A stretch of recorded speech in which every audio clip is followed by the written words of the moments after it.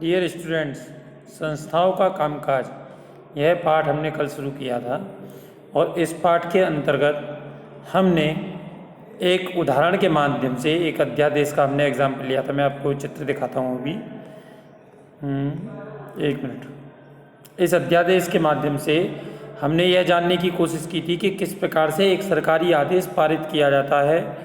इसके अलावा हमने बात की थी विभिन्न संस्थाओं के बारे में। हमने बताया था विधायिका, कार्यपालिका व न्यायपालिका, इन तीनों संस्थाओं की बात हम इस पाठ में करेंगे।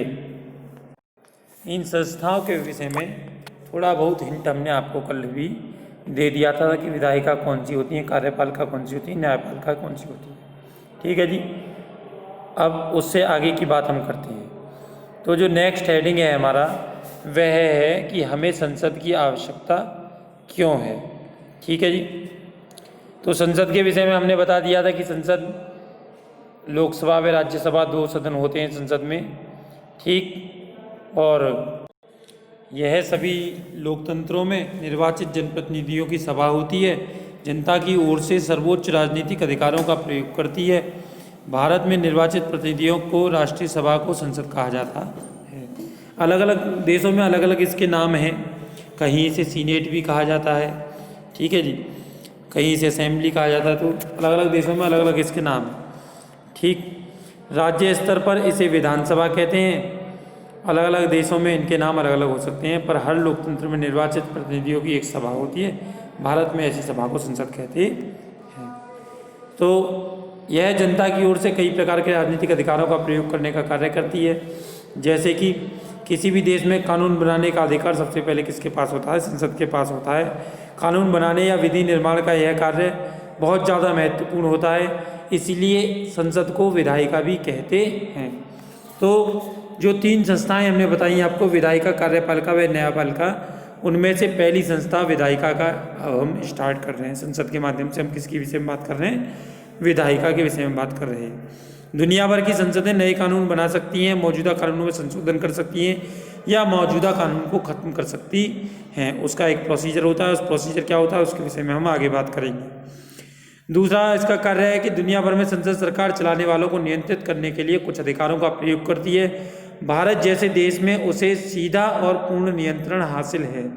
सरकार चलाने वाले फैसले कर सकते हैं यदि उनको संसद का समर्थन मिले। यदि उन्हें संसद का समर्थन हासिल नहीं हो पाता तो सरकार अपने फैसले नहीं ले पाती है। ठीक। तीसरा कार्य जो यदि हम बात करें संसद का, तो वह सरकार के हर पैसे पर संसद का नियंत्रण होता है।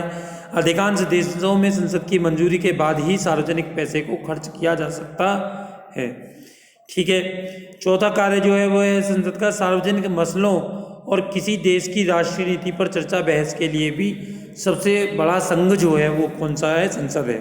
संसद किसी भी मामले में सूचना मांग सकती है। तो ये संसद के चार प्रमुख कार्य हो गए। इसके अलावा अन्य भी कार्य होते हैं संसद के, उनके विषय में आप जैसे जैसे पाठ आगे बढ़ेगा आप जानते ही रहेंगे। आपने पूर्व में भी संसद के कार्यों के विषय में पढ़ा है। ठीक है। बात करते हैं नेक्स्ट हेडिंग की। नेक्स्ट हेडिंग है संसद के दो सदन। भारतीय संसद के मुख्य तौर पर दो सदन माने जाते हैं, लोकसभा व राज्यसभा। यही दो हमारे सदन हैं। ठीक है। ज़्यादातर लोकतांत्रिक देशों में संसद को दो सदनों में ही विभाजित किया गया है। वहाँ इनको हाउस या चेंबर भी कह देते हैं। ठीक है जी। तो ये दो सदन होते हैं। हमारे यहाँ जो दो सदन हैं वो हैं लोकसभा व राज्यसभा। इनमें से दोनों सदनों में से एक सदन के व्यक्ति जो होते हैं, जो बैठने वाले लोग होते हैं वहाँ पर, जो उसके सदस्य होते हैं, उनको पब्लिक डायरेक्ट चुनती है। और दूसरा सदन जो होता है उसको इनडायरेक्टली चुना जाता है। इनडायरेक्टली का मतलब क्या है? इनडायरेक्टली का मतलब है कि चुना तो उसको लोगों के द्वारा जाता है, लेकिन लोग जिन व्यक्तियों को चुनते हैं वो उन व्यक्तियों को चुनने का कार्य करते हैं। थोड़ा सा पेचीदा लग रहा होगा आपको। जब लोकसभा और राज्यसभा की बात करेंगे तो आपकी समझ में बात आ जाएगी कि मैं क्या कहना चाह रहा हूँ। ठीक है जी। हमारे देश में संसद के दो सदन हैं। दोनों सदनों में एक को राज्यसभा, काउंसिल ऑफ स्टेट्स, और दूसरे को लोकसभा, हाउस ऑफ पीपल के नाम से जाना जाता है। भारत का राष्ट्रपति संसद का हिस्सा होता है, हालांकि वे दोनों में से किसी भी एक सदन का सदस्य नहीं होता है।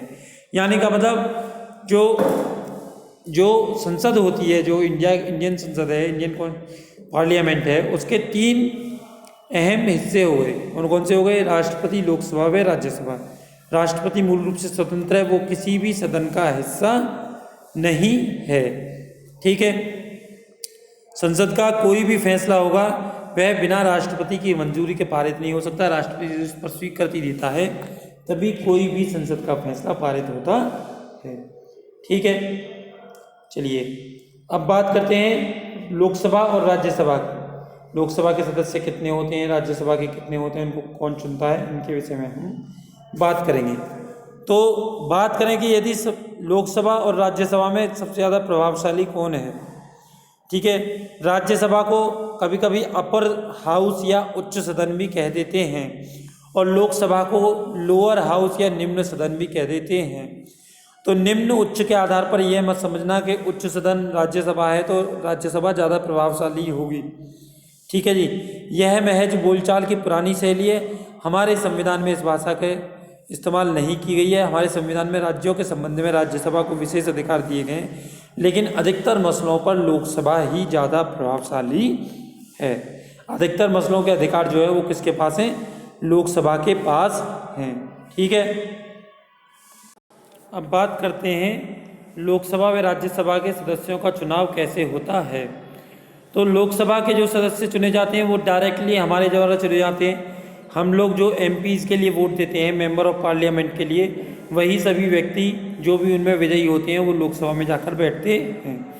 लोकसभा के सदस्यों की संख्या के आधार पर यह तय किया जाता है कि सरकार कौन बनाएगा, केंद्र में सरकार किसकी बनेगी, यह लोकसभा के सदस्य संख्या के आधार पर तय किया जाता है। जिस भी पार्टी के कैंडिडेट आधे से अधिक संख्या में होते हैं, जीत के विजय होकर वहाँ पर पहुँचते हैं लोकसभा में, वे ही वो ही पार्टी सरकार बनाती है और उसी पार्टी का मुखिया प्रधानमंत्री के नाम से जाना जाता है, या जिसको भी वे सभी सांसद चुनते हैं उसको प्रधानमंत्री की जिम्मेदारी दी जाती है।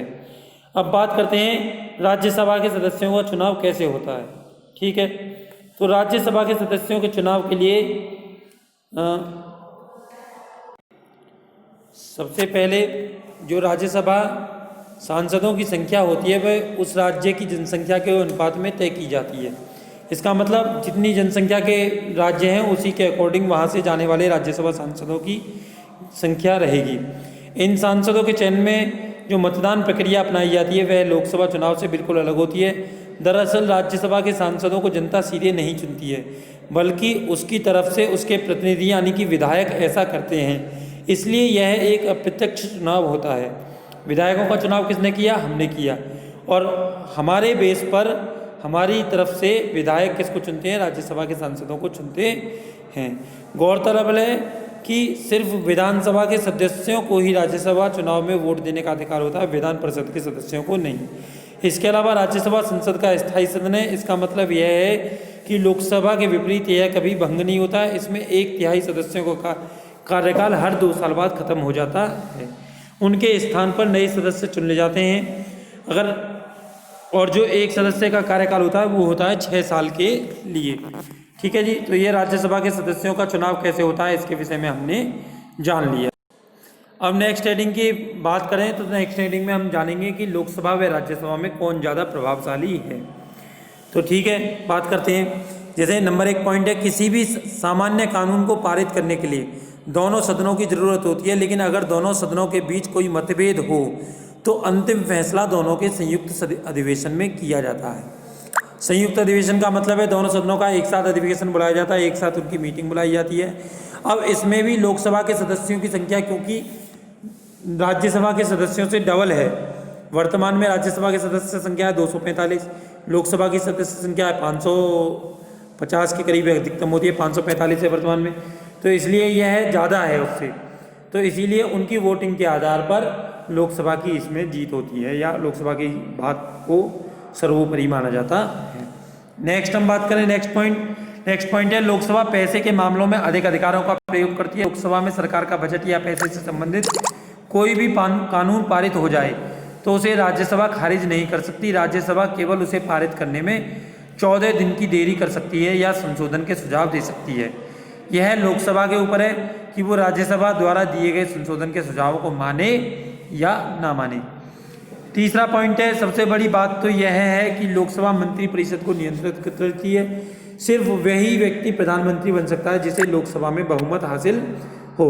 अगर आधे से अधिक लोकसभा सदस्य यह कह दें कि उन्हें मंत्री परिषद में विश्वास नहीं है तो प्रधानमंत्री समेत सभी मंत्रियों को अपना अपना पद छोड़ना होगा। राज्यसभा को यह अधिकार हासिल नहीं है। तो इन तीनों पॉइंटों के आधार पर यह स्पष्ट हो गया कि लोकसभा राज्यसभा से अधिक शक्तिशाली है। आप इनके नामों पर न जाएं, उच्च सदन निम्न सदन पर न जाएं, इनके कार्यों के आधार पर हम यह स्पष्ट हो जाता है कि लोकसभा राज्यसभा से अधिक शक्तिशाली होती है। तो डियर स्टूडेंट्स, आज की वीडियो में इतना ही। शेष कल। धन्यवाद।